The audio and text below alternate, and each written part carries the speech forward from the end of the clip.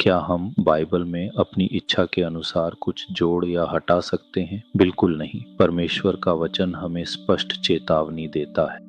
व्यवस्था विवरण अध्याय 4 पद 2 कहता है, जो वचन मैं तुम्हें सुनाता हूँ उसमें न तो कुछ बढ़ाना और न कुछ घटाना। फिर व्यवस्था विवरण अध्याय 12 पद 32 में लिखा है, जो कुछ मैं तुम्हें आज्ञा देता हूँ उसे मानकर करना, उसमें न कुछ बढ़ाना और न कुछ घटाना। क्यों? क्योंकि बाइबल मनुष्य का विचार नहीं बल्कि परमेश्वर का वचन है। नीति वचन अध्याय 30 पद 5 से 6 कहता है कि परमेश्वर का हर एक वचन शुद्ध है और चेतावनी देता है, उसके वचनों में कुछ न जोड़ो, ऐसा न हो कि तुम झूठे ठहरो।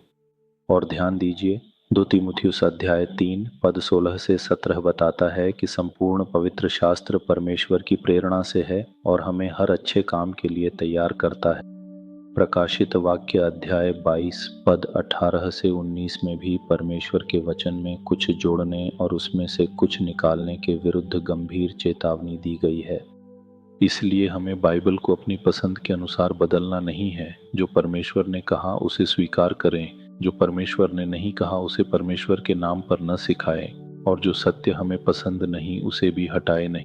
बाइबल को समझें, सही संदर्भ में सिखाएं और वचन के अधीन रहें। 2 पतरस अध्याय 1 पद 20 से 21 हमें याद दिलाता है कि पवित्र शास्त्र मनुष्य की इच्छा से नहीं आया बल्कि पवित्र आत्मा की प्रेरणा से परमेश्वर के लोगों ने कहा।